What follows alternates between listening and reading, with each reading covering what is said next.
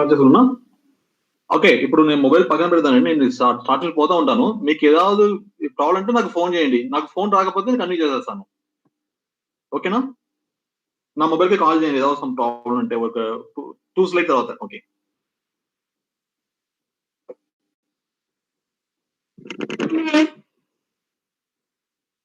Good afternoon to everyone.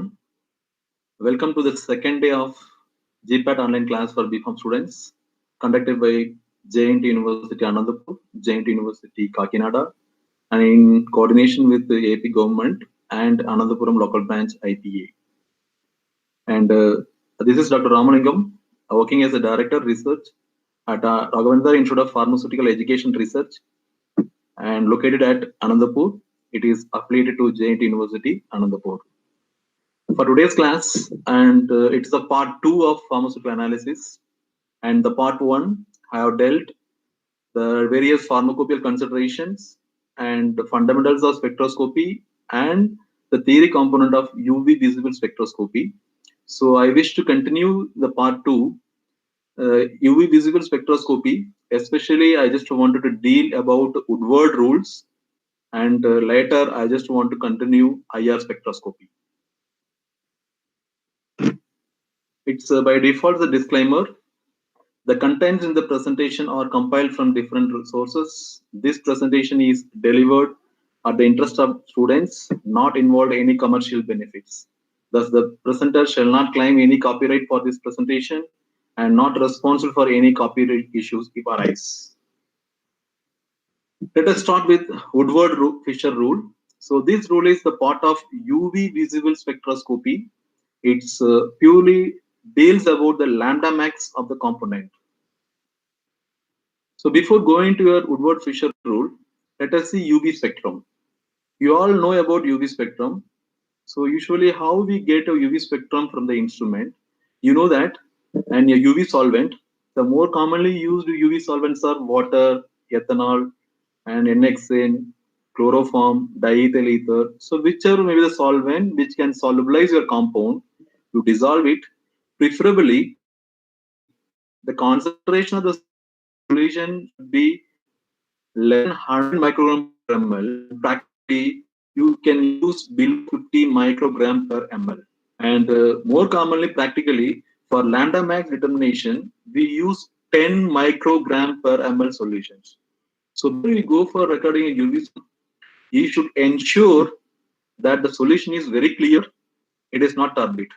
You know that the UV visible spectroscopy, it is based on the absorption principle. In case of absorption, we need to measure the transmitted light. So the absorption is measured and based on the difference between the intensity of the incident beam and the intensity of the transmitted light. So you know that as the transmitted light intensity decreases, it means the sample absorbance increases. So hence, if your solution is going to be turbid, what will happen? The incident light will undergo scattering, and by the way, there will be an error in the absorption measurement. So here what we do is, you prepare your test solution in around 10 microgram per ml solution in a suitable solvent, preferably water. If your compound is not soluble in water, go for ethanol. And most of the pharmaceutical drugs are soluble in water or ethanol or methanol. And in case of your sample is non-polar in nature, in such a case, you need to prefer pet ether or diethyl ether or N-hexane, those solvents. So here, prepare your solvent and keep your in your double beam spectrophotometer. I think you are aware of that. If you are BPharm final year, you might have seen your spectrophotometer where you can keep two cuvette. Cuvette, nothing but it's a sample holder. Cuvette, nothing but it's a sample holder, and where you're going to keep your sample. So that two cuvette will be there. One you have to keep only solvent. It's called as blank. Another is your sample solution. You go for measurement. So in the measurement, and it's kind of scanning. Scanning nothing but, you know, it's a UV spectrum. You need to measure absorbance for each and every wavelength of UV region. That is from 190 to 380 nanometer. So such a way, keep your sample into the UV visible spectrophotometer. Go for scan program. So that spectrophotometer will record a absorbance for each and every wavelength of the UV spectrum, UV region. I mean, 190 nanometer to 380 nanometer. So finally, you will get a graph where the x-axis is wavelength in nanometer, the y-axis is absorbance. So you know that absorbance is derived from the transmittance. And so accordingly, if you see, you look at this slide where you see a spectrum. So as the wavelength increases, there is a decrease in the absorbance, then there is a gradual increase in absorbance, and one particular point around 260 nanometer, you can see the absorbance is reached the maximum. Then once again, as the wavelength is increasing and the absorbance also decrease, and one point at time, you can see around 300 nanometer, and there is no more changes in the absorbance. So it means your compound has absorption characteristics in between 220 nanometer to 300 nanometer. So here the two parameter you need to understand in the UV spectrum: the wavelength at which your compound shows the maximum absorbance, that is called as lambda max. So that lambda max is the characteristics wavelength of a particular compound that is depends on the chemical structure. So if there is a small change in the chemical structure, definitely the lambda max will change. So here the lambda max is considered as one of the important structural feature of a compound in terms of your UV visible spectroscopy. So here, for example, I think you are beefing your third year or fourth year. You know benzene. I go for toluene. Toluene means a benzene with a CH group. So both the compound they have benzene is a common. So the benzene is a chromophore, but because of the CH3 addition of the CH3, there will be a change in the UV spectrum and there will be a change in the lambda max. So here, in case of structural elucidation, or in case of assessing the double bond, or assessing the unsaturation, or assessing the position of the double bond in the chemical structure, they're all dealt with only lambda max. So that is the importance of lambda max in the chemical structure and structural elucidations.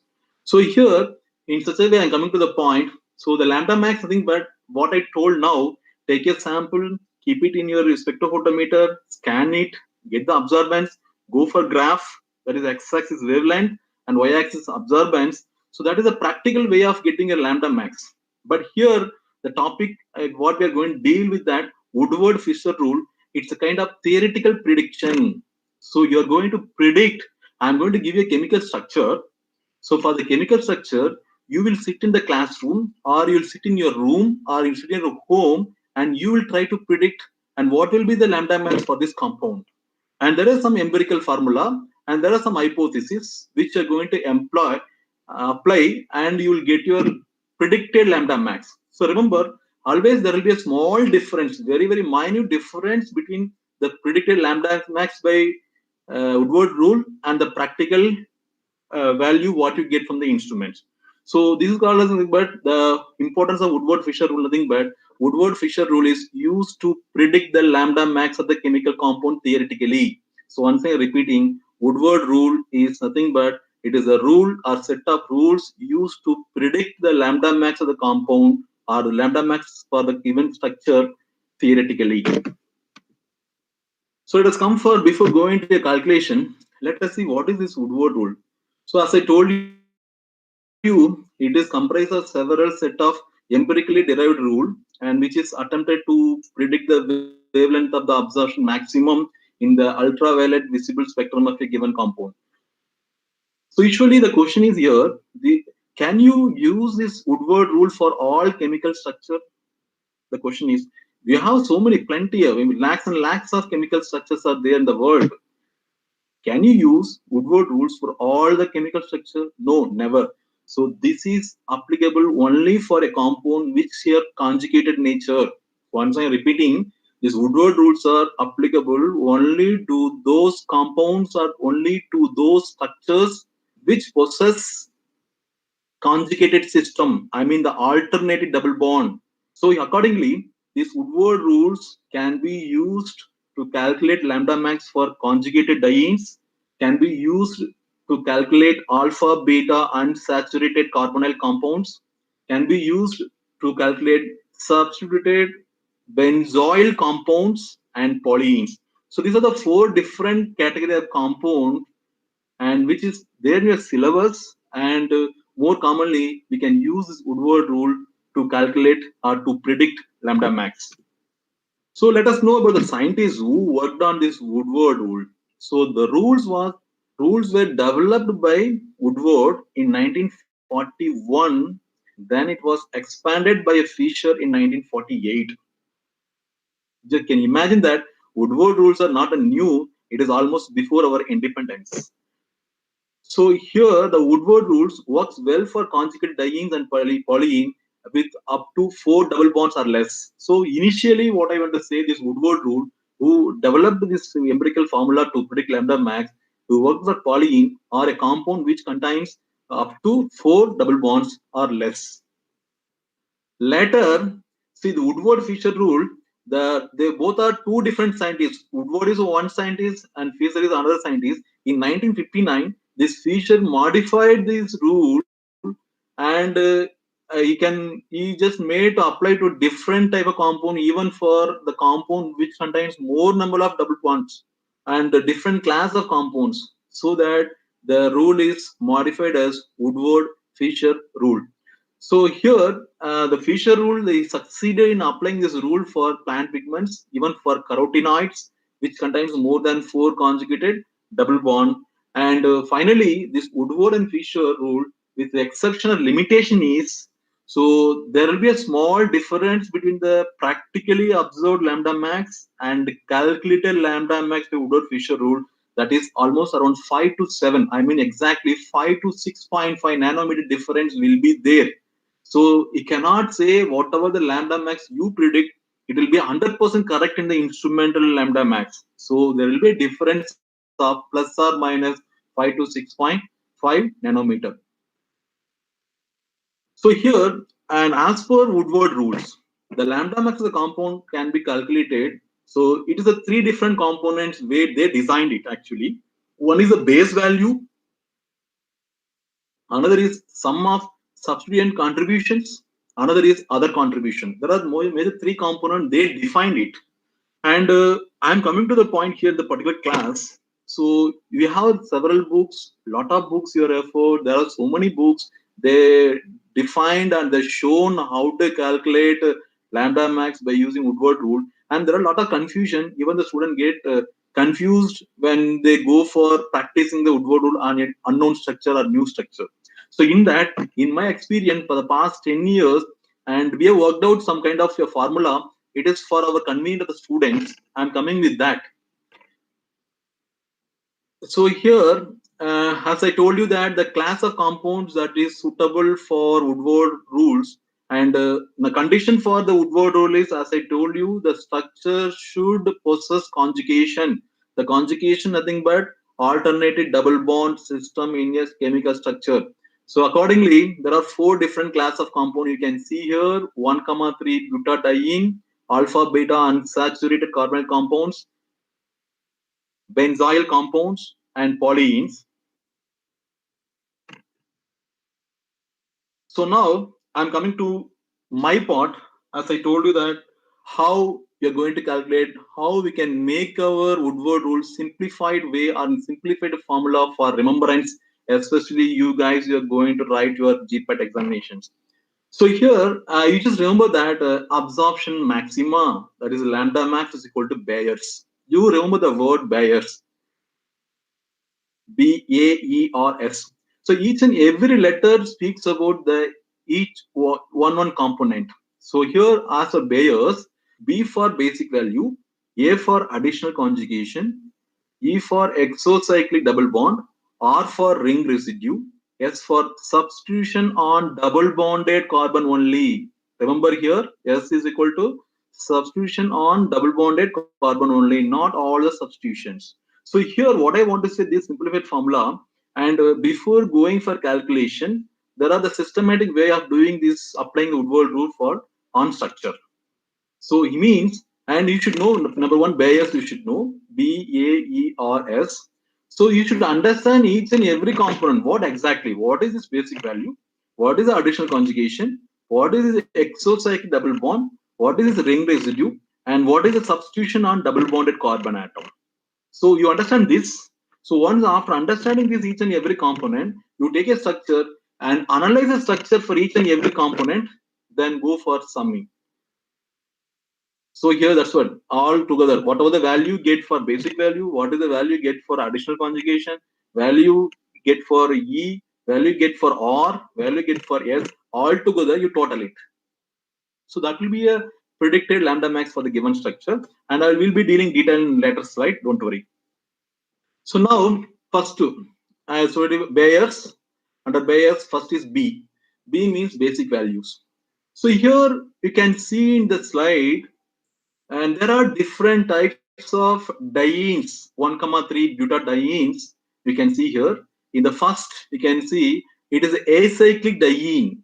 Acyclic means your open chain, straight chain. You can see there are four carbon, there are two double bond. The double bond positions are first carbon and third carbon. So 1,3 butadiene. So for that particular residue, the basic value is if your structure contains acyclic diene, and you have to give basic value of 215 nanometer. Next, you go for annular dienes.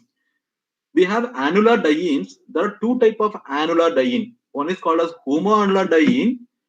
Another is heteroannular diene. So what is the meaning of homoannular diene? Means you can see that homoannular means both the double bonds are the same ring. You just forgot about that the ring may be fused, two ring fused or three ring or four ring fused. If both the double bonds are present the same ring system, it is called as homoannular diene. If the double bonds are splitted, it is the present the different. One bond is in one ring, another bond is in another ring. It is called as heteroannular diene. Such a way, the basic value also will change according to the annular diene system. So homoannular diene almost it's 253 nanometer, and heteroannular diene 270 nanometer. So here's a simple logic you have to understand why this homoannular diene is the one which is having highest value of basic value. It means, and 253 nanometer means the higher the lambda max, yeah, system will go in low energy. The transition is probability is high at low energy. So meaning is when two bonds are in the same ring system, there is a increased level of delocalization or nothing but the hyperconjugations, whatever may be the case. So because of the like the same like a benzene system, same like a benzene system. So uh, because of the delocalization, high degree of delocalization, the homoannular diene when compared to a heteroannular diene. So the homoannular diene, the pi electron, it's a double bond, right? Pi electron undergo pi to pi star transition at a very lower energy when compared to the pi electron which is present in the heteroannular diene. So in the same way in heteroannular diene, the basic value is 217. So here basic value for acyclic diene is 215. Homonlar is the one highest, as I told you, because of the high degree of delocalization like benzene, so that it's low energy. So low energy means automatically higher than 253 nanometer. Hydroannular diene is 270. So here you can remember hydroannular diene acyclic almost similar values, 215 and 217. Only homonlar is high. Next, before you go for calculation, what are the various? Just I just summarize it. Values to be used in the calculation. As I told you, homoannular diene, it is called a cis, nothing but 253 nanometer. Heteroannular diene, 270 nanometer. Acyclic diene, 217. Next, I'm coming to the point. The additional conjugation, I mean, it's called as double bond extending conjugation, 30 nanometer. Alkyl substitution or ring substitutions, it is 5 nanometer each. For each exocyclic double bond, it is 5 nanometer. And the down we have the whatever the groups we have methoxy or halogen or amine or sulfhydryl or phenyl system. These are the some substitution values which is given. Out of that, you can say they are called as axochrome. Whatever the groups I mentioned here, OCO, CS3, OR, Cl, Br, Nr2, Sr, they are comes under axochrome. Whereas homoannular diene, heteroannular diene, acyclic diene, this double bond action conjugation, they are coming under chromophore. So now you can understand when you go for lambda mass calculation, we are considering both chromophore value as well as axochrome value. So here the homoannular type of diene system, either homoannular, heteroannular, acyclic diene, or the double bond conjugations, and these are all coming under chromophore system. Whereas when you go for the substitutions like alkyl or exocyclic or whatever the case, these are all coming under in case of axochrome effect. So now, what is this additional conjugations? So you know what is conjugation? The bonds in the alternative positions are called as conjugations. So now you go for directly in the structure. And the first structure sp3 hybridized, where we have 7 carbon. Out of 7 carbon, you just see carbon number 1, 2, 3, 4, a red color marked bonds. There are conjugated system. It is a acyclic conjugated system. So here additional conjugation means if any double bond which is present additionally to the dying system. So here the double bond present in between carbon number 1, 2, 3, 4 is called as dying system. So if there is one more double bond which is present at carbon 6 and 7, so that bond is called as it is a additional bond. It is not additional conjugation because conjugation means the bond should be in alternative, means double bond, single bond, double bond, single bond. So if you look at the particular structure where the bond which is present at 6 to 7 and they are not additional conjugation, they are additional bond, so that bond has zero value in calculation. You should not consider as conjugation. But when you to understand better way, you come to the next structure. Down you have a structure. You can see there is a dying system. CH2 double bond CH and CH double bond CH double bond CH. So in the particular second structure, you can see, and we have 3 double bond. All the bonds are in alternative double bond, single bond, double bond, single bond, double bond. So in such a case, and this structure contains one additional conjugation. So conjugation means 2 bond, and additional means third one. It's called as one additional conjugation. So here the value for each additional conjugation is 30 nanometer. That's why 30 nanometer has to be added in the calculations. Next we come for exocyclic double bond. So here, you know what is exo and what is endo. Exo means out, endo means in. In a cyclic, exocyclic, any double bond extending outside of the cyclic system, it is called as exocyclic double bond. That's all. So you just go for the structure I shown. There is one simple, a small structure in the given slide. You look at the small structure. There is one bond inside the cyclic system that is called as endocyclic double bond. There is one bond extending outside the cyclic system. It is called as exocyclic double bond. Same thing, you just to bring into the big structure where you can see at we are shown exo. So the bond which are inside the ring system, they are called as endocyclics. So here I have shown here there is a two bond. There is a two bond, and see, you can see here, and this is endocyclic, this is endocyclic, this is also endocyclic, this is also endocyclic, but this bond as well as this bond, they are extending this cyclic. So to this cyclic system, this is exocyclic. To this, it is exocyclic. So here, what happened? So here, what we're going to say, this bond is endocyclic to this ring system, but this bond is exocyclic to the ring system. So here, this you can mimic. So this is extending. So same way, this is a ring system, this is a ring system, it is extending.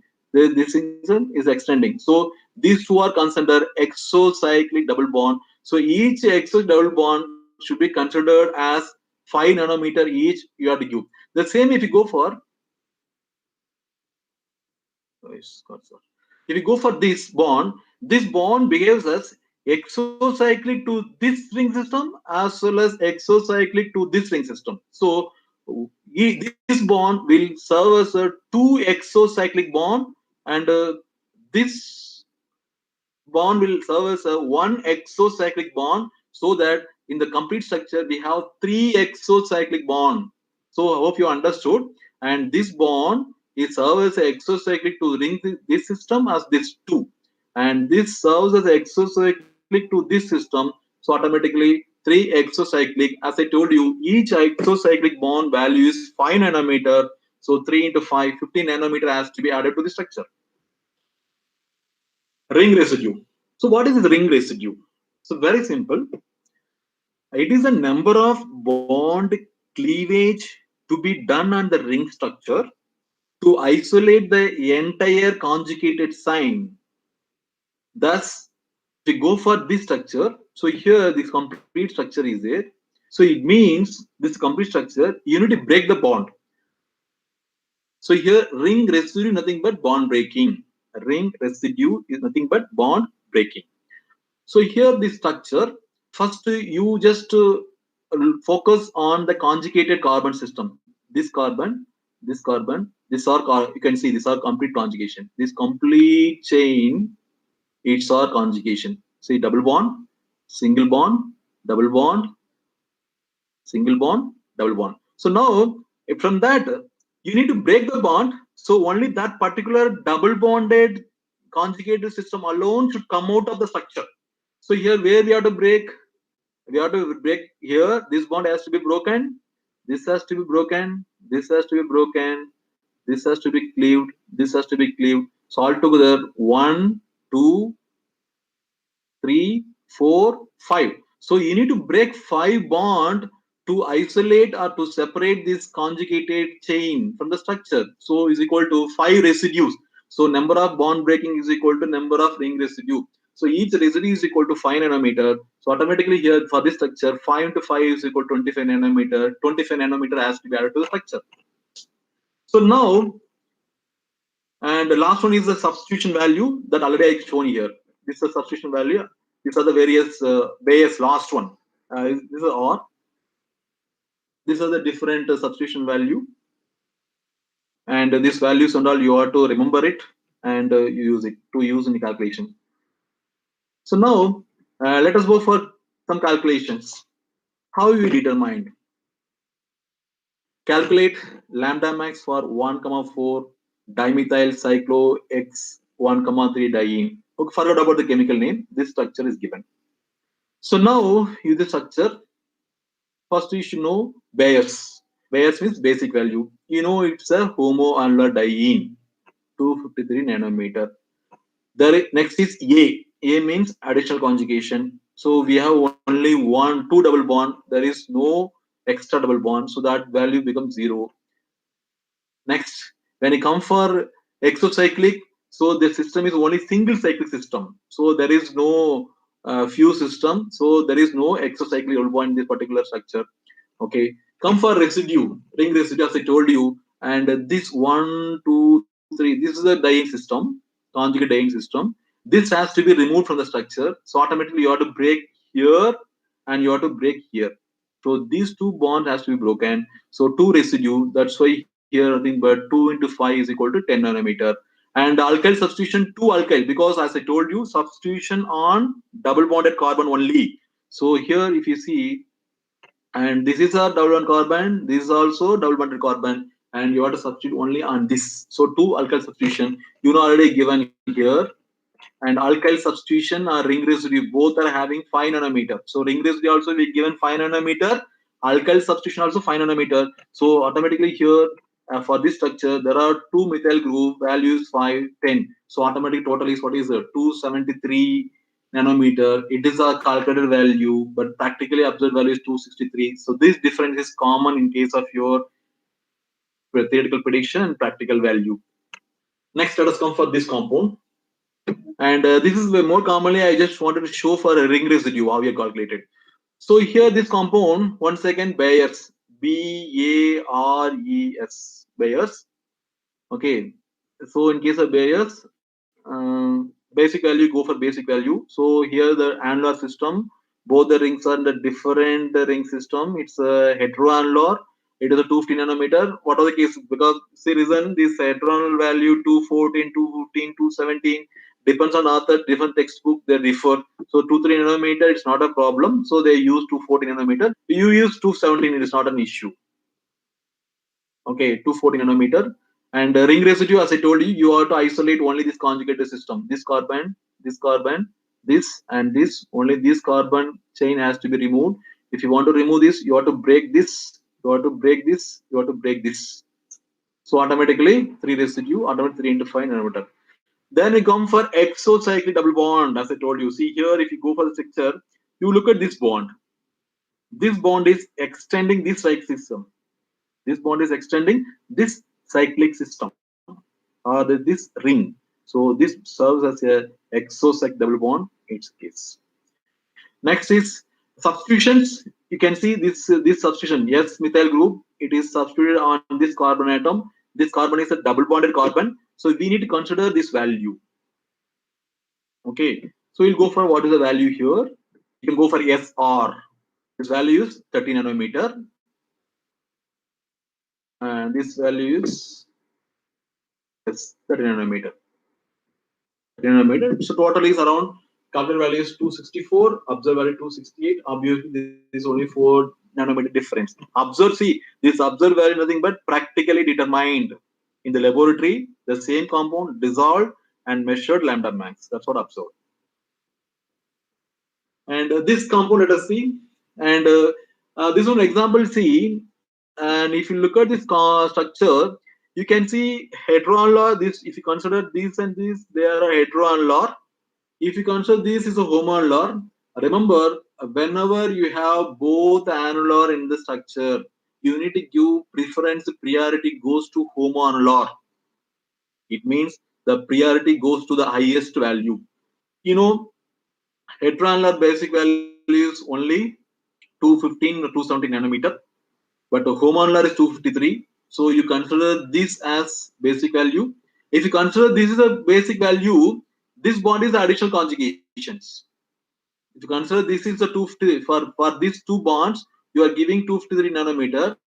For this additional conjugation, you are giving 30 nanometer. Next, exocyclic, the same way. See, this bond is only this bond, only this bond. It is extending to this ring system. It is extending to the ring system. So we given 5 nanometer.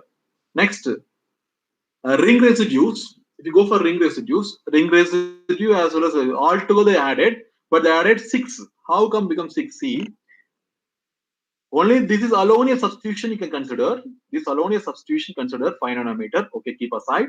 And now you need to go for ring residue. You have to break the bond to isolate the complete conjugated diene system. So you have to break here 1, 2, 3, 4, here 5. So this one 1, next 2, 3, 4, 5. So 5 residue, 25 nanometer, and alkyl substitution 1 CH3. It is also 5 nanometer. Altogether 30 nanometer given. Okay. So this is the data which I taken from the internet, but this is the thing I am giving you. And to justify, if you go through it and you will understand example number 1, we applied our formula Bayes. So more commonly here, this structure is there, this structure. So you formula, our formula is Bayes, BAERS. Okay, this structure we have this double bond, it is hetero. This is homoannular, so value 250, and go for additional conjugation. You make it 0. You make it 0. This you forgot about it. Okay, that's a thing. 0. And exocyclic double bond. Exocyclic double bond means you can see this bond is extending this ring system, and this bond is extending this ring system. So this is exocyclic to this ring. This is exocyclic to this ring. So automatically 2 into 5 nanometer, 10 nanometer. And next is ring residue. You have to isolate. You have to break the bond. So 1. So we need to isolate only this. Yes, only this you have to isolate.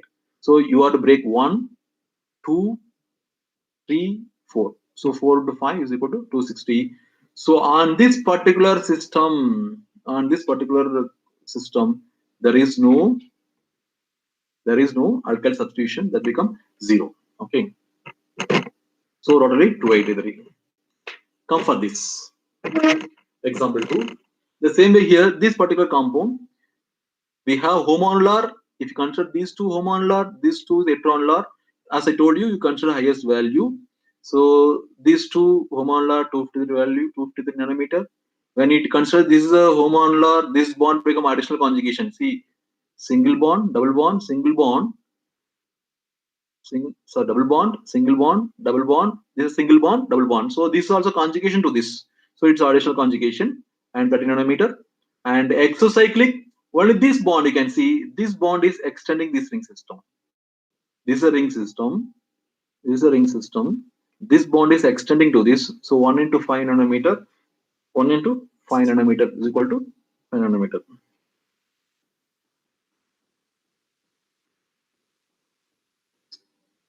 Okay. Next is the ring residue, and this is the conjugated system. You're supposed to break the bond here. So 1, 2, 1, 2, 3. Only 3 is a mistake here. You just see 1, 2, 3, 3. So it's only 15. Residue is 15. 15. So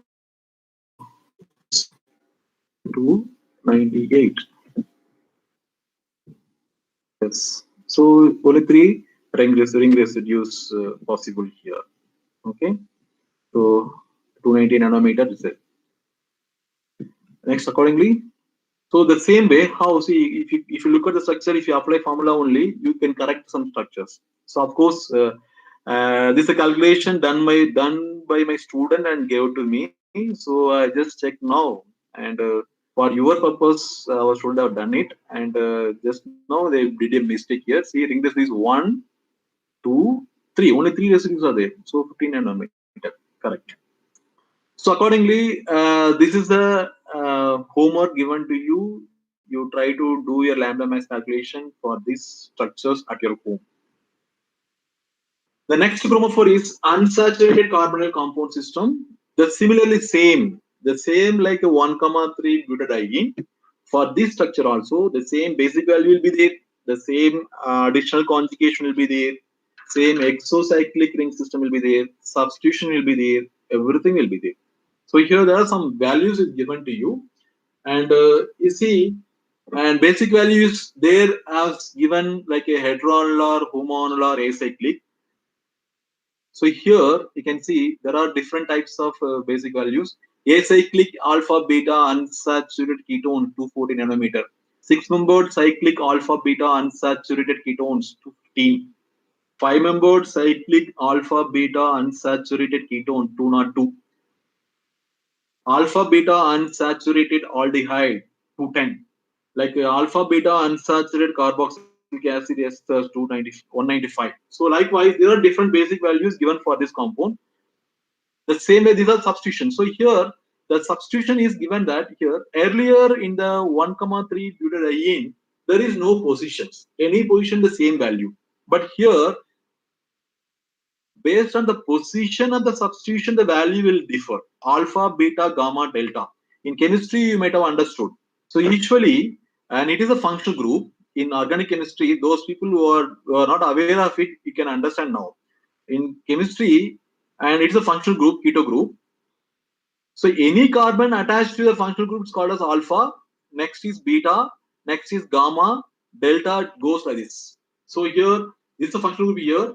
The carbon attached to your functional group is alpha, beta. So here, substitution, this position is called as alpha position. Substitution at this position called as beta positions. So accordingly, we have alpha, beta, gamma, delta. So only up to delta we give value. Up to delta, we have different value for the different groups. So I have shown an example now. Let us go for this structure is given to you. Structure given to you to calculate lambda max. So let us go. This is a ketone. This is a ketone. I think you hope you understand. The CH3 is there. C double bond is there. It's a ketone. So let us go for here. It's a acyclic system. So basic value for acyclic alpha beta unsaturated ketone is 214 nanometer. Okay, I added 214 nanometer. So this itself is a system, conjugated system. There is no more double bond present, zero. No, it is not a cyclic system, so it's zero. It's not a residue, zero. So substitution let us come. Alpha positions, this alpha position, this is a keto. Alpha position, we have one substitution. A beta position, we have two substitutions. So accordingly, you go for the table here. And for alkyl group, see, for alkyl group, CH3 or any alkyl group, alpha position 10 nanometer, Beta position 12 nanometer, gamma 18, delta also 18. So now, if you come for the structure, so alpha is only 1 CS3 for this 10 nanometer, beta is 2 CS3, 2 into 12 is 24 nanometer, 34. 34 plus 2 and 4 is 248 nanometer. The same way, this is also calculated like this.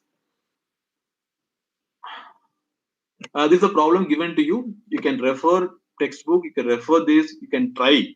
So you have to practice lot of structure to understand this Woodward-Fisher rule.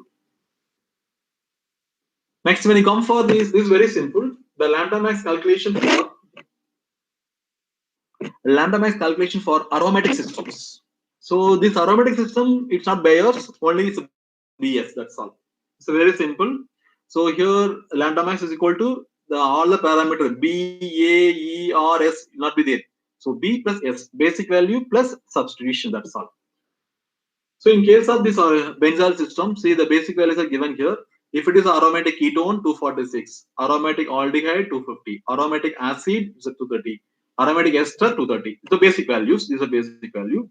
And these are the substitutions. You know, in the benzene ring system, and once its substitution is there, this is called as ortho position, this is called as meta position, this is called as para position. The same way it's ortho, meta. So here the substitution value will differ depends on the position, whether it is ortho, meta, para. So similarly here you can see amine, ortho is 20, meta is 20, para is 85. The amine group is second, wait, it's a tertiary amine. Okay. So in case of your amine group, primary amine group, it is ortho and it is meta, it is 58. You go for methylamine and here you can find it's no, there is no value, zero value for ortho, meta, and it's 73. Okay, so here overall, if you see overall, this para position is just this logic I'm telling, student, you understand in aromatic system, the para substitution will have almost 2 to 3 times value that of ortho and meta. Almost ortho and meta will have similar values. You can see almost close, like ortho 2020, 13, 13, 20, 20, 7, 7, 3, 3, 2, 2, and 0, 0, 7. So here, there is no much difference will be there between ortho and meta, but there will be a 2 to 3 fold or sometimes even 5-fold difference will be there from ortho to meta.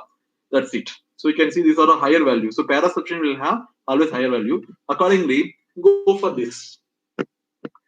And this is a benzoic acid. So benzoic acid basic value come for here. So here it's acid, the basic value 30, that's all. Put values over 230.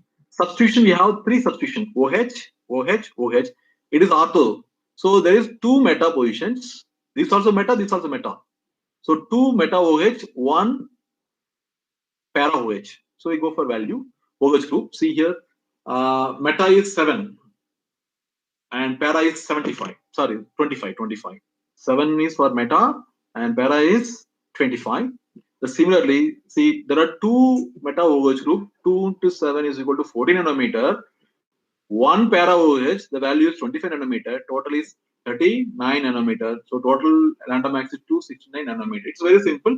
Only thing is that no other go, the values are listed out and you need to remember if you want to be perfect in these calculations. Or else you do lot of practices. You take different structure, start doing practice. When you do many structure, we practice automatically, those values will be with you and your mind will take up the value and you don't require it by heart, it will be there in the brain permanently.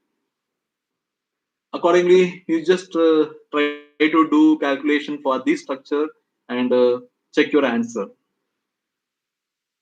So that's all about your Woodward-Fisher rule as per the UV visible spectroscopy.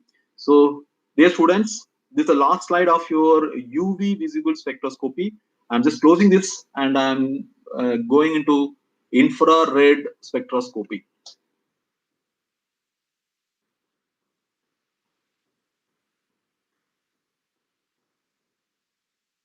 Excuse me.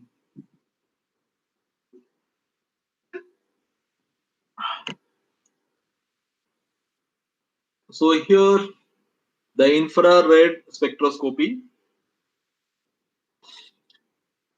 You know, infrared. Many of us, many people We say ultraviolet, we say infrared.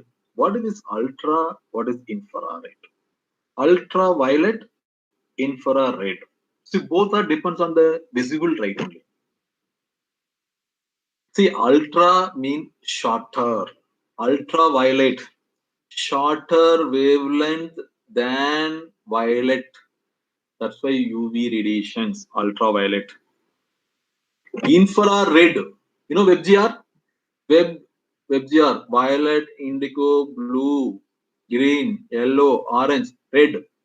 So infra means longer, ultra shorter, infra longer. So these radiations are colorless. Remember, don't many in many cases I observe that what is the color of ultraviolet means students say it's violet. It's wrong. It's colorless. Only visible region alone colored. Same way, what is the color of infrared radiation mean? People say it is a red color. No, it is not red color. It is infrared means the radiation which is a longer wavelength than red radiation. That's all. It means it's not red. So same way, infrared nothing but these radiations are infrared are they are colorless radiations. They are longer wavelength than red radiation of WebGR. So here accordingly, this IR spectroscopy utilizes the infrared in the sample analysis. It is also same that of UV visible spectroscopy only. So here the sample absorb infrared radiations. We try to measure the absorbance of the particular infrared radiation by sample. That's all. In UV visible, we measure the amount of UV light or amount of visible light absorbed by sample. But here we try to measure the amount of infrared radiation absorbed by a sample. The another difference is nothing but the same sample, even UV visible spectroscopy, the electron present in the structure, the electron absorb this UV visible light so that electron undergo electronic transition. I mean the electron undergo ground state to excited state.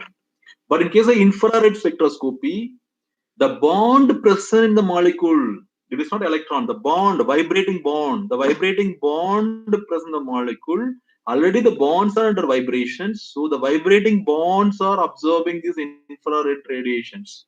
That is the basic difference.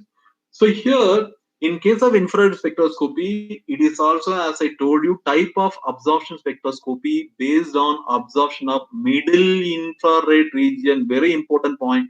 The infrared spectroscopy based on middle infrared region of the electromagnetic spectrum. So here, as I told you, the middle infrared region is absorbed by a vibrating bonds in the molecule. And very, very essential important point to be noted, nothing but all the bonds present in the structure will not absorb IR radiation. The condition is condition for a bond. I mean the condition to a bond to absorb IR radiation is the dipole moment of the bond should not be zero. If your dipole moment of the bond is zero, then it is inactive. The bond will not absorb IR radiation, and this also will we will deal it in detail in the later slides. Don't worry. So, what is the purpose of this infrared spectroscopy? So, it is used to identify the chemical compounds based on the functional groups, bonds, isomerism, and chemical derivatives. So, blindly, if you say one word answer for your Viva is infrared spectroscopy is to find out only what are the functional group present in the chemical structure. That all. We cannot completely elucidate the structure. IR spectroscopy cannot give complete structure. IR spectroscopy or IR spectrum can give you information about the various functional group present in the chemical structure. That's all. So here it is also possible to differentiate the isomerism. Which size you see? One more here is very very important question. Your GPAT IR spectroscopy can differentiate geometrical isomerisms and other isomerism, but it cannot differentiate optical isomerism. That's what I written here. I can differentiate or I can identify the isomerism except the optical isomerism. That's it. So here usually the basic IR spectrum is based on the infrared light absorbance. So the same way here, I'll tell you the basic difference is the same. In any graph, the basically you student, you get confusion while writing the axis here. I mean x-axis and y-axis what to write in x-axis, what to write in y-axis. Remember, everywhere there is a two word. One is called as input, another is called as output. Input what we give, output what we get. So here always the x-axis should be input, y-axis should be output. I mean the instrument response always y-axis. Whatever the response you get from any instrument, it is not only for analysis subject, it is for anything, pharmaceutics, pharmacology, for any subject, whatever the response you get from the instrument, whatever the output, that should be in y-axis. The input only in the x-axis. That's why best example, just now you are aware of UV spectrum. What is UV spectrum x-axis? It is nanometer wavelength. It means to a sample, we are passing wavelength. We are giving input. What is absorbance? The instrument response is absorbance. That is the output.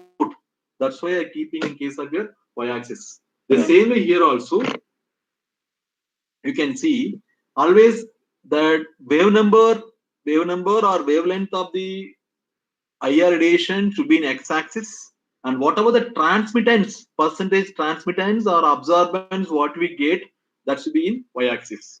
Okay. More commonly, in case of your IR spectroscopy, in UV we used wavelength. In IR we are going to use wave number. The wave number nothing but reciprocal centimeters of wavelength. Very simple. Very important point is here. Wave number nothing but reciprocal centimeters of wavelength. I mean it's 1/λ cm. I mean it's an inverse relationship. Okay, this is the case. The same way here, when x-axis instead of wavelength, when you change it to wave number, the same way in IR, the y-axis instead of absorbance, you have to convert it into transmittance. So accordingly, you can see here, this is the case IR spectrum. The model IR spectrum you understand. It is IR spectrum of vanillin. You just see x-axis what is there, wave number centimeter inverse, and y-axis transmittance percentage transmittance. So here that's what here x-axis wave number. That's what the IR frequency we are passed to the sample. It is input we are given on the sample, and the particular vanillin showed absorbance are different region. So that absorbance, see, you know that transmittance and absorbance both are inverse. As transmittance increases, absorbance decreases. So here you can see at this juncture, and this is the transmittance on almost nearly 100%. But one particular number, there is a decrease in transmittance. So it means when there is a decrease in transmittance, it means it's called as absorption. That's why called as this all the peaks, inverted peaks. They are inverted peaks. All are IR absorption band. All the peaks, inverted peaks, they are called as IR absorption band. And each and every inverted peak or each and every IR absorption band, all because of the bonds, different bonds which are present in the chemical structure. So now you understand this IR spectroscopy. X-axis wave number, y-axis transmittance. You find in each and every wavelength, you can find inverted peak. The inverted peak nothing but there is a decrease in transmittance. It means there is a IR absorption band. So we have several inverted peaks indicate that each and every band it's due to the absorption of IR radiation by bonds present in the structure. That's why it's IR spectrum. This is the way how you have to read your IR spectrum. So now you come for, as I told you, the IR spectroscopy, our IR spectroscopy more commonly dealing with the middle IR. IR spectroscopy utilize only middle IR. So now when I say middle IR, so what are the different types of IR radiation you find in the nature? I mean electromagnetic radiations. So there are three different types of IR. One is called as near IR, another is called as middle IR, another is called as far IR. So near IR region, it is a 14,000 to 4,000 centimeter inverse. If you say in wavelength in micrometer, it is 0.8 to 2.5 micrometer. And middle IR is 4000 to 400 centimeter inverse. That means 2.5 to 25 micrometer. In far IR is 400 to 10 centimeter inverse. It means 25 to 1000 micrometer. So there are three different IR, three different region. As I told you, this is the one we use it in case of IR spectroscopy. But at the same time, you should also know what is the use of this near IR spectroscopy, what is the use of far IR spectroscopy. So here you just see, in case of your near IR, what it can do, and it can do excite overtone or it can induce harmonic vibration. Overtone nothing but overtone. See, overtone is something like excess. So it shows excessive changes in the bond frequency, or called as it can induce excessive transitions of the vibrational frequency from the low to high. I'll show you in the picture in the coming slides. This is about overtone, what is that harmonic vibration, all this case. And this is a case, remember, why this middle layer frequencies are used in organic compound. Remember, almost the, in pharmaceutical, more commonly organic compounds are used. So the bond vibrations of organic compounds almost closely are equal to the frequency which are available in the middle layer region. That's why it's a resonant. It's a where this middle layer frequency can interact with all organic bonds. So that's why here. So this middle layer, and maybe can be used to study the fundamental vibration. I mean the fundamental vibration of bond. So when you're able to study the bond is nothing but functional group. For example, there is a bond between oxygen and hydrogen, OH. That is alcohol group, OH. Okay, there is a bond between nitrogen and hydrogen. That is the amine group. The bond, there is a double bond between carbon and oxygen. So that is nothing but it's a carbon group. So this is associated with the rotational vibration structure, organic and pharmaceuticals, all the cases, as I told you. But it can excite overtone or harmonic vibration. This can do the rotational vibration structures. And when you come for far IR, as I told you, it's far IR, it's a 400 to 10 centimeter inverse.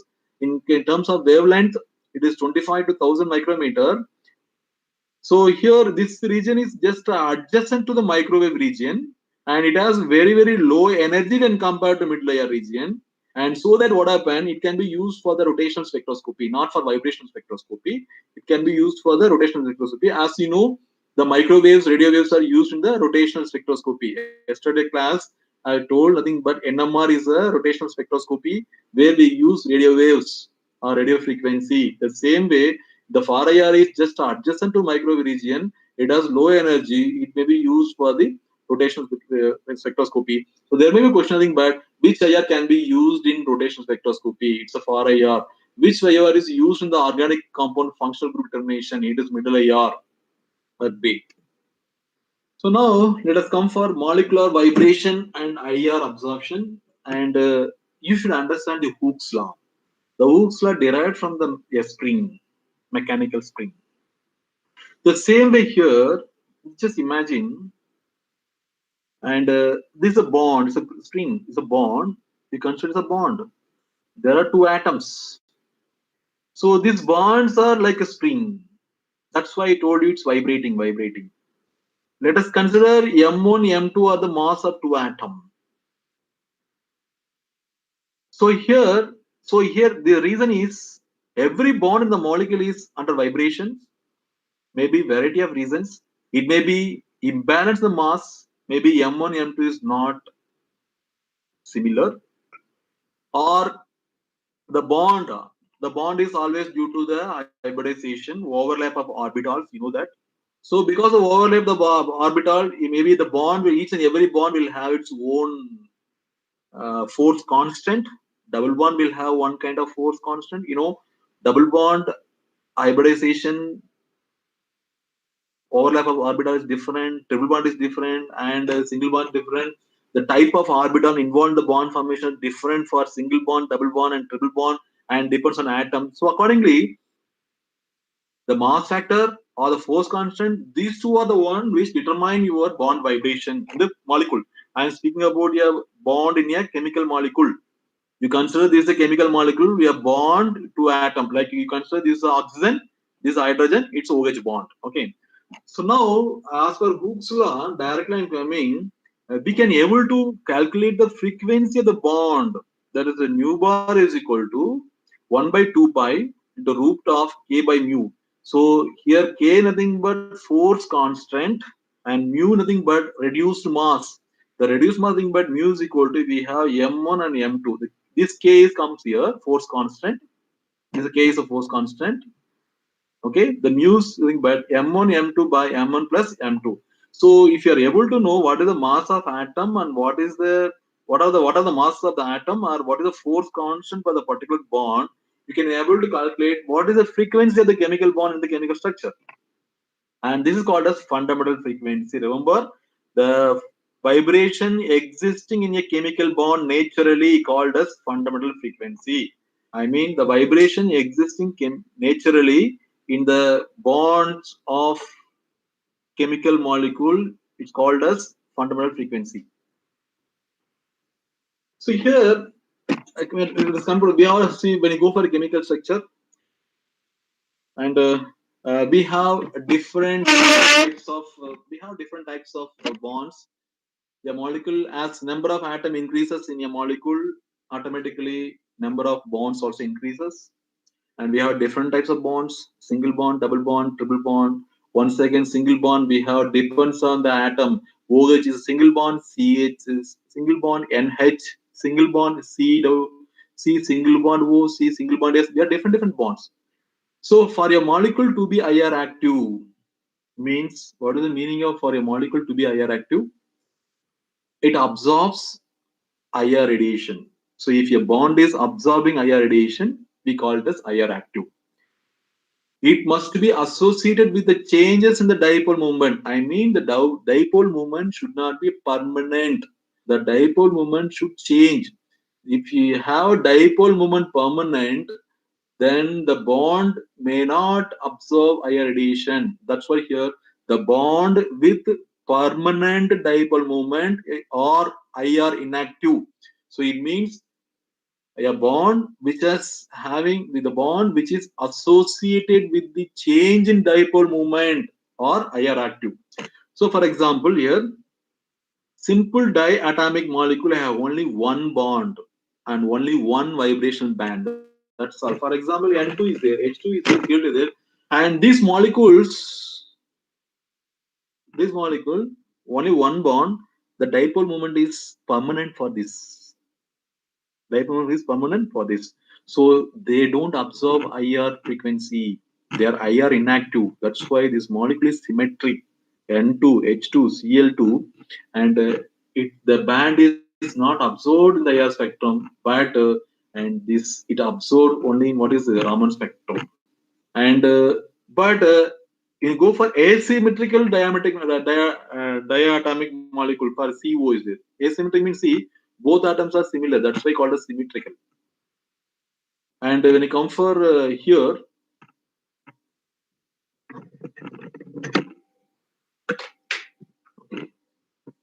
when you come for the second one, asymmetrical diatomic molecule, but carbon monoxide. Carbon is different atom, oxygen different atom. Automatically, what happened here? There is no permanent dipole moment. Definitely, there will be change in dipole moment, and this carbon monoxide absorbs IR radiations and shows uh, absorption band in IR spectrum. So now let us go for number of vibration in a molecule. How to calculate number of vibration molecule, or how to calculate number of vibration mode. So if consider n is the number of atoms in a molecule. N is the number of atoms in a molecule means if you take water molecule H2O, how many atoms are there? 3 atoms are there. That's why called as N. For water, N is 3. Let us go for CH4. CH4. How many atoms are there? N is equal to 5. That's why here the formula for linear molecule, and the formula is 3n minus 5. For non-linear molecule, the formula is 3n minus 6. N is equal to total number of atoms in the molecule. So here an example H2O. Remember H2 is a non-linear molecule, not linear. Okay, H2 is a non-linear molecule. So how many atoms are there? Two hydrogen, one oxygen, automatically three atom is there. So it's a non-linear. You have to apply the formula of 3n minus 6. 3 into 3 minus 6 is equal to 9 3. So here nothing but, and this particular water molecule will have 3 degrees of vibrational freedom or more. Three kind of vibrations will be there in the molecule. That's what the slide speaks to you. See here, you come here. You can look at the slide. Let us come for carbon dioxide example. And this particular carbon dioxide, this is called as a symmetric stretch. It's called as anti-symmetric stretch. Symmetric means, see, carbon is a central atom.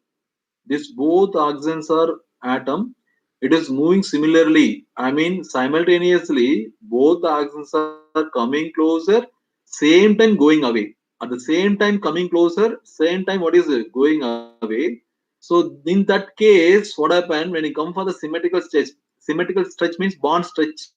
Bond stretch means change in bond length. Change in bond length. And in this case, what happened?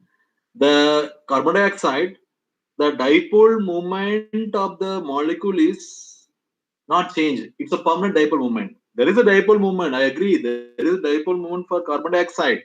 But during this vibration, when the both the carbon oxygen atom to carbon is in symmetrical stretch, and automatically there is no dipole change.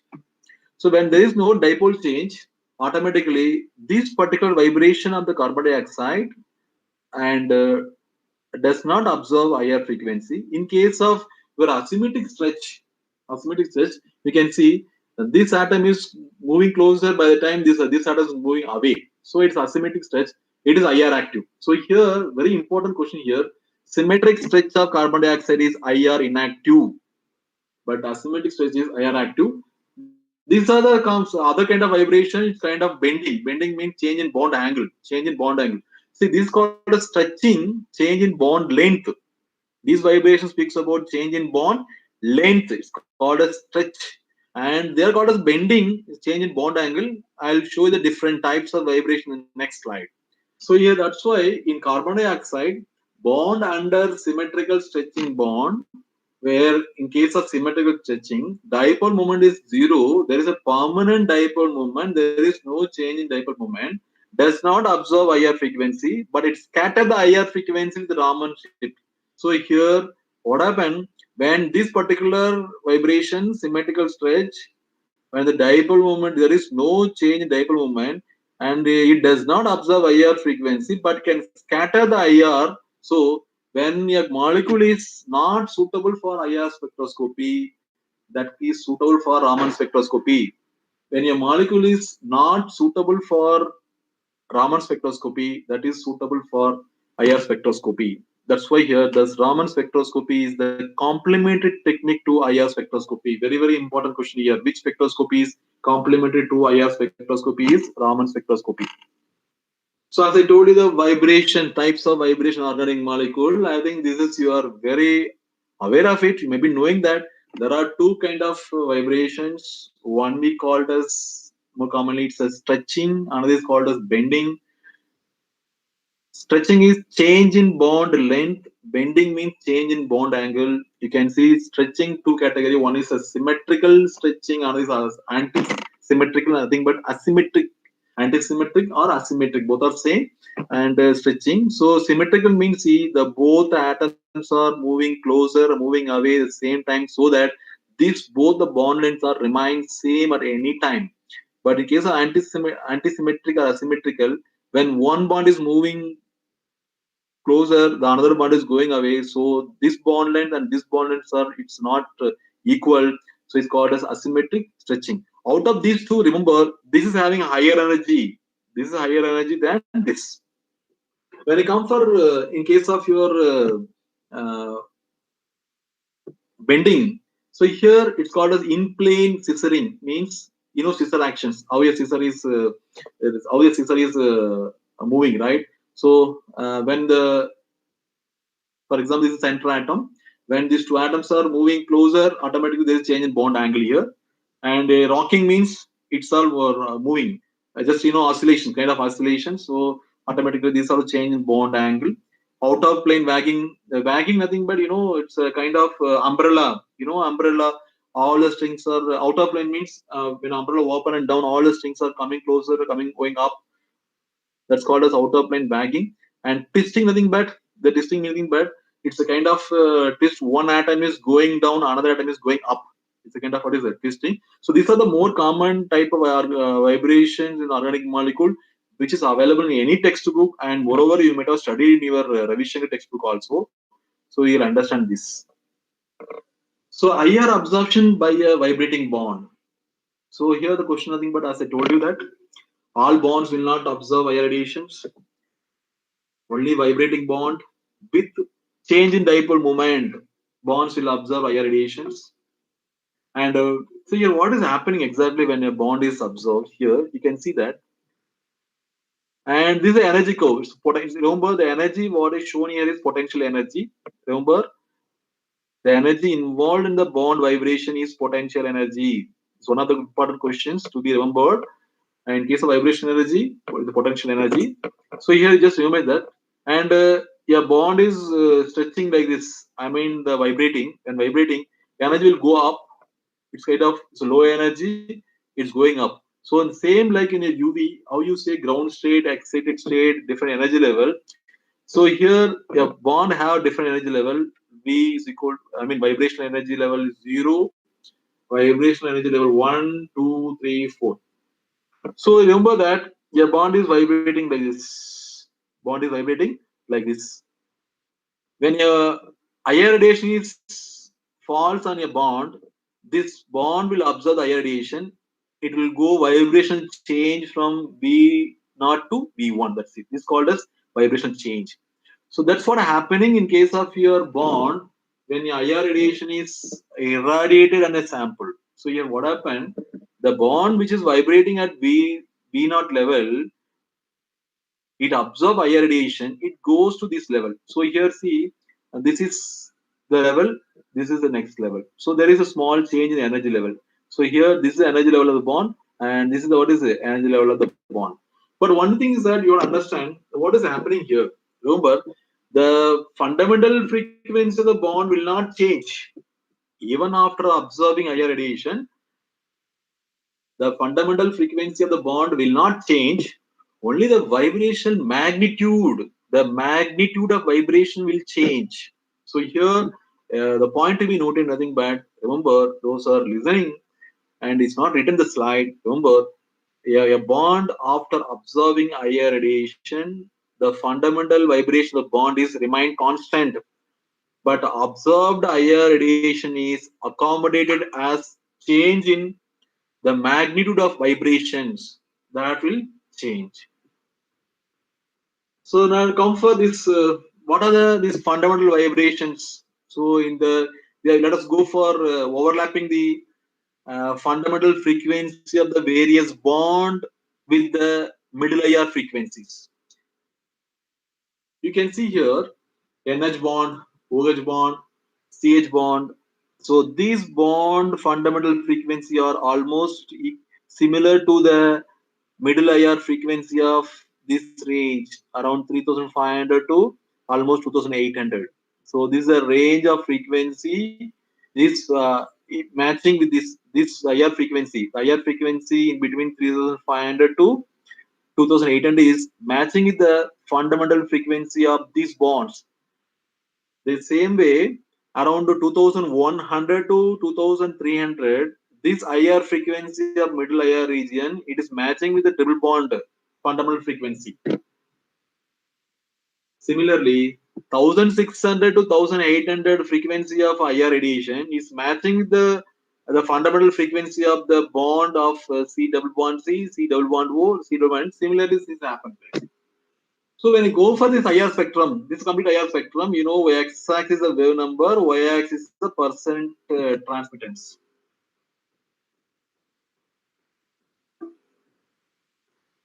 There are two type of region you find it.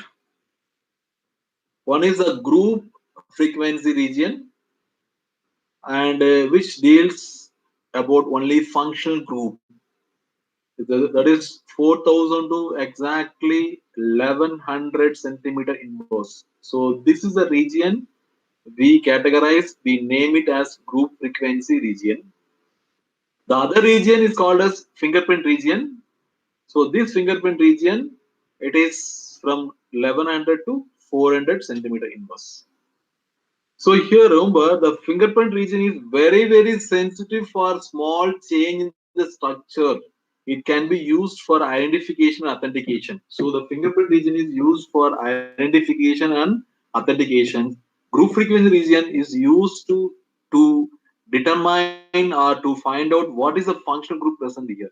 See here you see these are all this what the region I told 4,000 to 1100. See the 4,000 to almost 1100 you'll find these groups. So these groups are functional group only. Amine, alcohol, alkane, alkyne, cyanide, alkene, carbonyl, and it's imine. It's also there oximes. So here this is the basic skeleton. C single bond C single bond I mean O, C single bond nitrogen.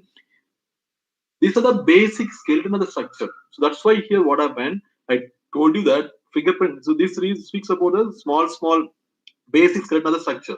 So this fingerprint region is very sensitive for small change in structure. So it can be used for the identification authentication. That's why here there is a small change in the chemical structure skeleton, and this region is very sensitive. I mean, we have orthocresol, metacresol, or orthonitrophenol, paranitrophenol.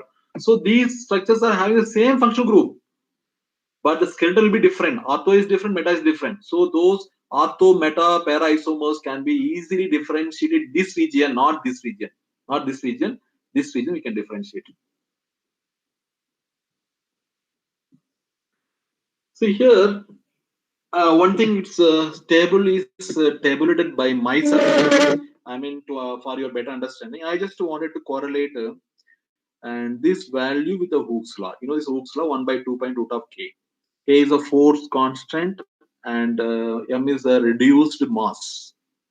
See here you can see I'm just writing about the OH group is there OH and CH, and CH is aromatic, CH aliphatic, and CH aldehyde.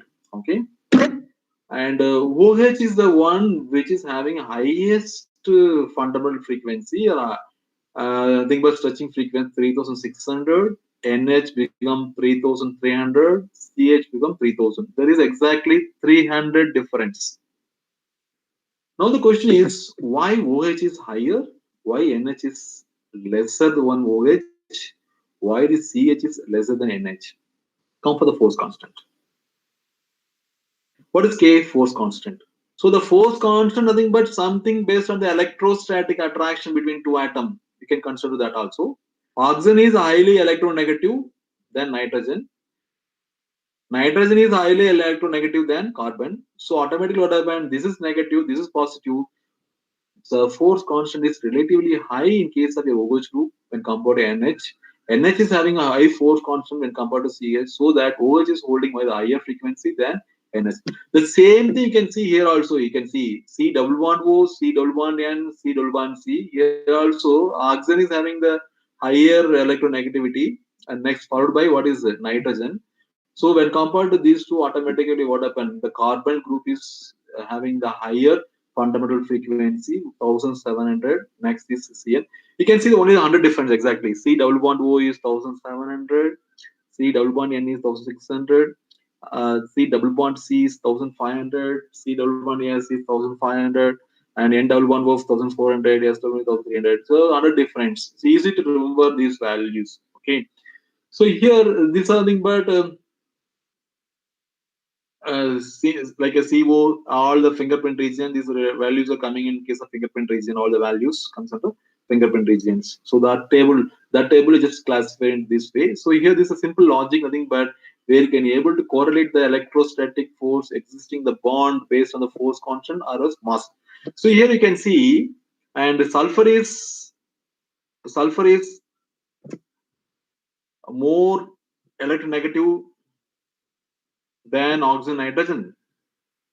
Okay, OSN. So when compared to nitrogen, sulfur is more electronegative. but still the value is less. Reason is sulfur is the mass factor. Mass is in denominator. So sulfur is 32, mass is 32. So automatically the frequencies come down so that this value, and it should be somewhere here, but it has come down to what is along with the CC because of the mass factor. That's what here. So one more thing point you noted here, it's a kind of natural compensation. A functional group, a bond which has highest stretching frequency will have lowest bending. You can see OH out of all groups, OH has highest stretching frequency, but it has the lowest bending. Go for here out of all, CH is the one having the highest bending frequency, bending vibration. It's called as bending, means bending vibration frequency, but as lowest, what is it, stretching frequency. That's what here for any bond, a bond having the highest stretching frequency will have lowest bending frequency. So now let us come for the interpretations. How they assign? It's a simple model IR spectrum. It's a transmittance. This is a centimeter inverse, and these are the various. This each and everything is a various IR absorption band. These are various IR absorption band. You can see 3350, 2950, and 1429. All the case. So here, how we are going to assign the functional group in this particular? Because I told you that when you have IR spectra, don't think that you have. We need to write structure for IR spectra. We cannot write structure for IR spectra. We can write only functional groups. So here we go for here. OH, I showed you 1000, 3600. These are approximate value. These are approximate value. Maybe plus or minus 100 will be there. Plus or minus 100 will be there. So you can see 3350. I mean, it is 3350, but this value is almost like 3500. 3000. So the absorption is wide range. So this is OH. Next, can go for here. I told you CH, aromatic, aliphatic, all the case. These are the region of 2800 to 3000. So any peaks or any band you get in this region, it is because of CH. That's why here you can see it is called as CH aliphatic, and all the case. And 1425 CH bending at the told you here, and here you can see CH bending, right? CH also bending will have 1400. That's why here this is bending. And I told you that OH stretches higher value. 1065 is OH bending. Okay, so OH bending is 110.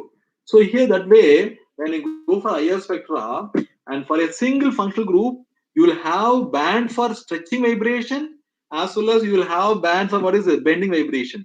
So in the given compound, this 1425 is the bending vibration for CH, and this 2860, 2950, it's a stretching vibration for the CH. The same way 3350 is a stretching vibration for OH. The same way this is 1065 is the bending vibration for OH. This is the particular aniline spectrum, yeah, spectrum. So as I told you, 3300 something, you got it right. So this is because of the NH stretch, and next to later on these are coming at the CH. It's not mentioned here. These are CH, and 1609 it's called as NH bend. It's coming here. C and stretch. NH, I told you there's a NH bagging. So like different. So here the very low number of functional groups, but you can find band for each and every vibration for stretching. For same functional group stretching also you'll find it, and you'll find NH bending, NH bagging, everything will be there in this. And this is a work I'm giving to you. And I have two spectra. One spectra I'll work out, another spectra you need to work out. Yours work from, I mean the homework is you have to identify the functional group in the given IR spectra. Given IR spectra. Here, see the spectra 3250, 3120. You have to match with this table. See, you can go for this table. 330. You go for 330. So you can propose maybe NH. And 3120, it may be a aldehyde, or it may be a, like, aromatic. It may be aromatic CH, it may be aliphatic CH. 1690, this is it, right? 1690. You can go for 1690, almost close to 1700. So you can propose, and this is because of C double bond O. Next we have tau 1600, and you can go for 1600 C double bond N, almost. So here 1000 So likewise, what happens? You see the table and try to identify what are the functional group present in the spectrum. Same way, this you have to do it. Now let us come for the important component, and more commonly sometimes they ask in your examinations, and you may go expect some questions from these sections. What are the factors affecting the vibrational frequency of the bond? There are several factors. Plenty of factors. Different textbook has given different factors. But I have not taken everything to you, because at your level, you are at a BFAM level, you may not reach to that molecular or mechanism levels. So I just compiled to my maximum possibility to make you to understand on the following factors. One is coupled vibrations. It is for AX2 system. Next is electronic effect. Next is overtone. Next is Fermi resonance. Next is resonance, nothing but electronic factors. Next is hydrogen bonding. So we'll go for one by one. What is that? Briefly, I try to explain you what is that. What is this AX2 system? The AX2 system, nothing but CH2, CH2, NO2, NH2, SO2, CO2. So these are the groups generally we called as AX2 system. So these coupled vibrations, it is found only in case of your AX2 system. So here how it's happening, you know that if you go for CH2 or CO2, you have seen your carbon dioxide. I told you, showing asymmetric stretching and symmetric stretching. So remember, the coupled vibration is very common in the AX2 system.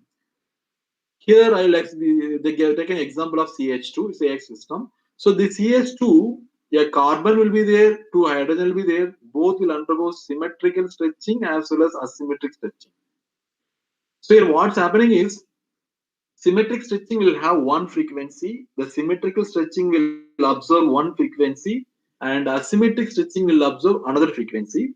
But the frequency difference between symmetric and asymmetric is relatively low. So here what's happening is that, and because of the narrow difference in the frequency of asymmetric and symmetric, and both the vibrations sometimes will merge and couple. That's why called as coupled vibrations. And so that you cannot completely differentiate it. So only at the tip of the band you can find there is a small split, or else the complete vibration will appear a single band. I can show it here itself. Mm,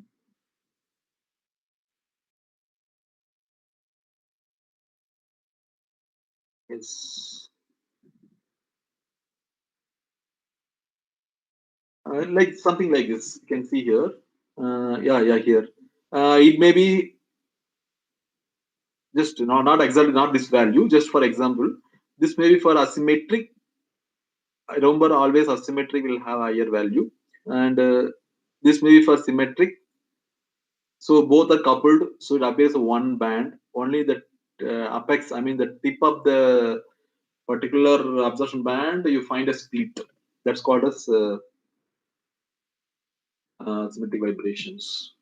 So the same way, for example, when you go for anhydrides, carboxylic anhydrides, we have two double bond O. So both the double bond O once again will have a symmetrical and asymmetrical stretching, and it may couple in between 1720 to 1925 centimeter inverse. It's called as coupled vibrations. So what is this electronic effect? Changes in the absorption frequency for a particular group take place when your substitutions in the neighborhood of that particular groups are changed. I mean, depends on the substitutions which are present in the particular functional group system. They'll affect your absorption of the vibrational frequency or absorption of higher frequency. And these electronic effects, there are three different types. One is called as the inductive effect, mesomeric effect, and field effect. Let us see one by one. See here the inductive effect. What is happening here? Let us see. And here inductive effect, nothing bad. You know what is inductive effect? It is inductive effect is purely because of sigma electron, a single bond effect. So you know that these alkyl groups are plus effect, electron releasing nature, electron releasing in nature. So here what happened? Let us take this example here. One is formaldehyde, another is acetaldehyde, another is acetone. In formaldehyde, there is no CH3. In, in acetaldehyde, there is one CH3. In acetone, there is a two CH3. So here, as formaldehyde to acetaldehyde, there is increase in one CH3. Acetaldehyde to acetone, there is increase in two CH3. But all we have common is what is it? Carbon group. That you know. All the compounds, they have carbon group as a common. This carbon group is attached CH3 in one CH3 in acetaldehyde. This carbon group is attached to CH in acetone group. So here what is happening, if you look at the frequency of the carbon group, what's happening is as the number of CH3 group plus psi effect is increasing on this carbon atom, the frequency is coming down. See, when there is no CH3 is 1750. When one CH3 is attached, the frequency has come down to 1745. When two CH3 are attached, it becomes 1715. So this is called as the inductive effect. This is all because of the CH3. So whatever the value is given, this value is for the C double bond O of this only. All the compound having C double bond O. But as CH3 is increasing, the frequency is what is it? Coming down. The reason is here, what's happening is the carbon is electropositive, oxygen is electronegative. When CH3 is releasing electron, the electropositivity of the carbon is coming down. As the electropositivity of the carbon is coming down, it decreases the force constant. So by default, automatically the vibrational frequency also what is it? Coming down. The same way here, when the plus psi effect is reducing the frequency, if you are going to attach with the minus effect, I mean the electron withdrawing group, it will increase the frequency. That's what here. Next is mesomeric effect. So this mesomeric effect and this mesomeric effect is all due to the this I told you the inductive effect because of sigma electron single bond. But this mesomeric effect is because of the other two type of electron, pi and n electron. Pi and n electron. Here the example is one is methyl benzoate, another is benzamide. It's amide. You can say C amide. It is methyl benzoate. It's ester. So the difference is here. Here C double bond O. Here also C double bond O. But here it's oxygen atom. But here it's a nitrogen atom. The question is here what happened? And out of this oxygen is highly electronegative than nitrogen. It means here this nitrogen will easily donate this electron here. When the nitrogen can donate electron, this bond will move to oxygen. This bond will convert into electron here. So this will become double bond. So here when a nitrogen can easily give you an electron, this double bond O is weak. I mean, when this electron is transferred to here to form double bond here, and this double bond becomes single bond, it means weak. But here what happened, because of the high electronegativity nature of oxygen, this oxygen will not give that much easily this electron. So here finally what I want to conclude, because of this oxygen high electronegativity, the mesomerism is less here. Mesomerism is what is less here because oxygen may not give the electron to form double bond here. But here in case of amide, nitrogen easily give an electron so that this double bond mesomerism take place. So here the bond is weak. These C double bond is weak, but here the C double bond is strong. So that as the bond is strong, the force constant is high. So the value is high here, 1730. But as the bond is weak here, it's all because of the n electron tendency of the electronegative atom that can donate electron. It's called as mesomerism. That's what here I wanted to say.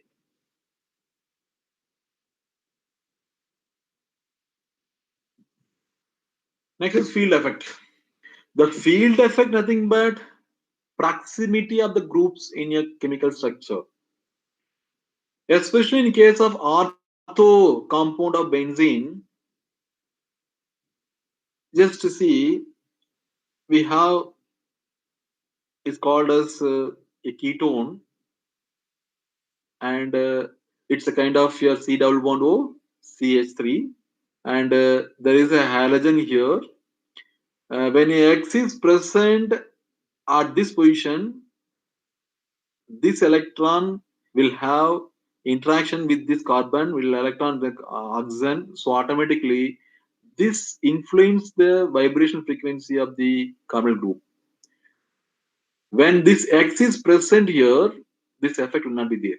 That's why called as field effect. So we can say the answer, the important question, what you are expecting from this slide, nothing but the field effect is found in which compound, ortho or meta or para. So field effect is found only in ortho compound. When it go for meta and para, the groups are isolated and we have less possibility for the electronic effects. That's why called as the ortho compound will have high chance for field effect. Next is Fermi resonance. See here the Fermi resonance, it's a kind of resonance due to overlapping of two frequency. Overlapping of two frequency. What are the two frequency here? Nothing but uh, coupling of two fundamental vibration mode produce two new modes of vibrations with a frequency of higher and lower than the observed. So here what happened, when two frequency are merging, and automatically the merged frequency, it will be higher than the total. So here the best example, let us come for mathematically. 10 plus 10 hertz plus 15 hertz is equal to 25 hertz. So two frequencies are merging. It's called as a resonance, for example. So here resonance means what? Equal, almost equal frequency has to merge. Equal frequency has to merge. Let us think there are two frequency from different functional group, two frequency from different functional group, or two frequency from different bond vibration. Let us take this way: two frequency from different bond vibrations, around 1000 centimeter frequency from one bond and 1000 from another bond. So actually, 1000 plus 1000 is equal to 2000 only. But what happened in IR spectrum? It will not be 1000. It will not be 2000. It will be like little higher or little lower. That is called as Fermi resonance effect. So sometimes this Fermi resonance is also because of this not only merging of two frequency, it's also because of vibration overtone or combination of different overtones. The overtone I'll tell you what is in the next slide. So here Fermi resonance, but resonance means similar frequencies merging together. Once is merged together, and the frequency the frequency will be lower or higher than observed in the absence of interactions.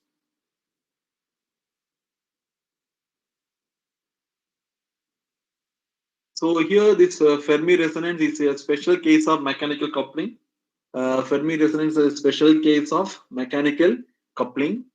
And it is also called as accidental degeneracy. Degeneracy means nothing but the other name.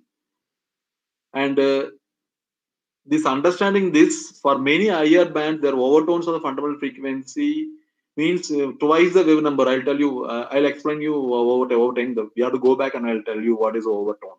Okay. See, when you go for this to say, this is the fundamental frequency of the bond. Fundamental frequency of the bond. And let us assume the value is something around 1000, 1600. Yeah, 1000, maybe, yeah, 2000, 2500. Okay. So this is the fundamental frequency, the original frequency. So here what happened? This bond frequency, double the frequency will appear here, twice the frequency. So if it is around 1800, for example, 1800, double is 1800 plus 1800, 3600. So around 3600, you will get a small V. So it is nothing bad. Why it's happening? Nothing bad. Go for here.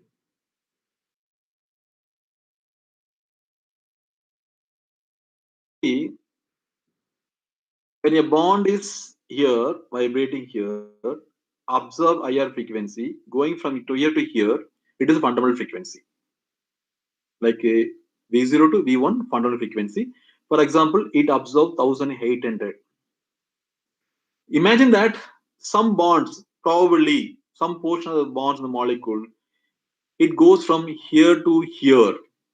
So this is 1800 means this is one more 1800. Totally, how much it is? 3600. But the probability of this transition to V0 to V2 is very low. V0 to V1 is very high. That's why That's why, and this fundamental frequency from V0 to V1 is very high. More number of bonds observe the frequency is very strong, 1800. The same bond when it goes to from V0 to V1, V0 to V2, that become 3600. This is something but 600. So less number of the probability is very less. The band also very weak. So now the overtone are nothing but it's all overtone is it is basically is a multiple frequency of the fundamental frequency. That's all. So example here is very clearly given here. You can see ketone is there, and it's a C double bond O. The fundamental frequency is 1715 centimeter once, but small peak is a double the value 1715 plus 1715 340 for the overtone. This overtone. So here thing, but if you see it is a C double bond O, this small peak is nothing but overtone of C double bond O. So sometimes they'll ask you exam, they'll give this value. What is the overtone? Nothing but you have to multiply into 2 or 3 times. That's it. 1715 into 2, 1715 into 3, like multiple frequency. So the multiple frequency of the fundamental frequency is called as overtone. See here the kind of Fermi resonance. That's why here resonance we see, and why is we can find the split peak 2. This is a kind of Fermi resonance where overtone and this are merged together. So that's why called as this is because of the CO stretch fundamental frequency, and this is because of overtone of a band of 875 centimeter inverse. See, carbonyl group stretching frequency this value. Carbonyl group will have bending frequency. Carbonyl group will have bending, like out of plane bending, in plane bending, bagging, twisting. So those values are around what is it, 875. This value when it is multiplied into 2, 875 into 875, automatically what's happening is 1600, 1750. So around 1750 and 1750 thing, but automatically 1700 is the stretching frequency of the serial bond O. These two are matching. It's called as what is it? Fermi resonance. Next, factors affecting absorption frequency resonance. So here, what is the is called as we are speaking about here the resonance of the electronic factors. So usually, what's happening is in a compound, conjugations always conjugations always lower the energy to vibrate. For example, isolated ketone means a ketone just there is no double bond in the ketone. That keto group is vibrating at 1710 centimeter inverse. And if it is a alpha beta unsaturated ketones, I mean, the frequency is coming down. That's why a conjugation lower the frequency of this. So why it is happening? Nothing but these particular things. Once again, when you go for alpha, beta, gamma, delta, further, still if you introduce more number of double bond the ketone, still the values what is it coming down. Sometimes they may ask you this in examinations. For example, and what happened when a double bond is introduced in the keto group? What happened to the vibrant frequency? It is decreasing. So this kind of polarization takes place. Kind of canonical style reduces serial one character between one and two. It reduces. So here what happened? So that frequency is what is coming down. This way called as the usually as a structure can undergo more number of canonical forms. If you expect that whatever the proposed structure will have more number of canonical structure, automatically that vibrant frequency also come down. So you don't require to by heart based on only ketone. This is simple phenomena. Any chemical structure which can produce more number of resonance structure. Any chemical structure can give more number of resonance structure, nothing but canonical. Automatically, that particular bond or the functional group which is present, the particular structure will the vibration frequency will be lowered. So more number of canonical structures will reduces the vibration frequency of the particular functional groups. Next is hydrogen bonding in IR spectra. It's very, very important. Remember, a very simple word, nothing but hydrogen bonding always produce broadening effect. See here, this is spectra where the OH is free from hydrogen bonding, but you can see there are two here, and this is a bond here. Sorry, this is here broadened because hydrogen bond OH is broadening. The same hydrogen bond OH is broadening. So here very simple because of the hydrogen bonding effect always broaden the peak. So if you go for any IR spectra, that's what here I can show you here. Very simple. See, this is because of OH hydrogen because of the hydrogen bond. This is nothing but because of the hydrogen bond effect. So the broadening effect is because of hydrogen bonding. So this is not only for OH, this is not only for OH, it's also for NH. Even the NH groups also will broaden. Even the CH group also will broaden. See here, the CH group is there. The CH group also is broaden. So always what happen? This hydrogen bonding in the chemical structure, it will affect your shift of your frequency to lower or higher, whatever it is. Finally, the band broadening will take place. And this is usually the this instrumentation part and all, and you will read from textbook, and everyone used to read in your regular examination to university. And however, I just wanted to say few points on the FTIR spectrophotometer. Remember the Fourier transform IR spectrophotometer, and where we find only beam splitter, there is no monochromator. There is no monochromator. So here, what is happening is in case of IR spectrophotometer, remember these IR radiations, the more commonly used source are Nernst Glover only. This is the more commonly used. The other source are Glover source and high pressure mercury or clamp. This can be used, but more commonly they used it. It is purely based on the earth oxide. Based on earth oxide. And this the radiation goes here. It's a beam splitter. The beam splitter thing, but the beams are split into two beams. One beam goes to the fixed mirror, another beam goes to the mobile mirror. So this mirror will be moving front and back. So one thing what happened, the beam which is going to the fixed mirror will come back here. Here also the beam which is going here will come back here. Once again, it will undergo constructive interference at this place. Constructive interference at this place. That's why called as Michelson interferometer. There is an interference taking place here. So that's why this part itself acting as a monochromator. This part itself acting as what is a monochromator.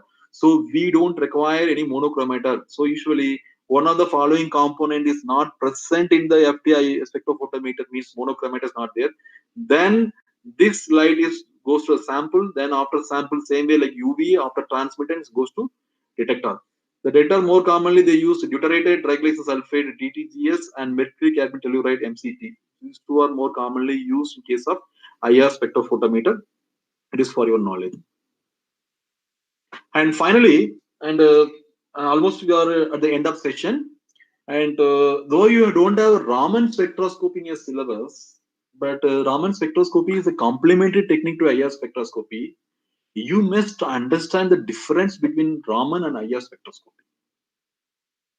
Remember, the Raman spectroscopy is purely because of the scattering of light by the vibrating molecule. IR spectroscopy is purely because of the absorption light by vibrating molecule. And remember, the polarizability of the molecule is essential for Raman spectroscopy, but change in dipole moment during vibration is essential for IR spectroscopy. Raman spectroscopy, we don't require molecule need not possess any permanent dipole moment. But in IR spectroscopy, the change in dipole moment is required. Permanent dipole moment is inactive. Very, very important your GPAT question is the solvent used in Raman IR, water cannot be used in IR spectroscopy because water will have intense IR absorption, but water can be used as solvent in Raman spectroscopy. And sample preparation is very not very elaborate, it's simple, but sample preparation is little elaborate because we require different sample technique for IR spectroscopy. That you please go through your any textbook sample preparation like KBR pellet, Nujal, and all the solution film technique, everything. And next is this Raman spectroscopy. It gives an indication of the covalent character in the molecule.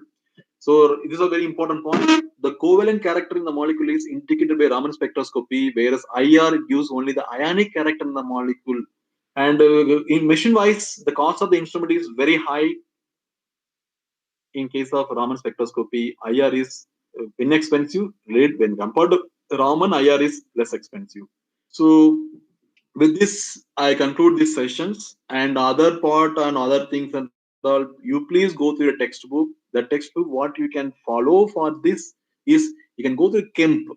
William Kemp textbook is there, the spectroscopy, William Kemp, or you can go through uh, Scoop textbook. That is also you can go through.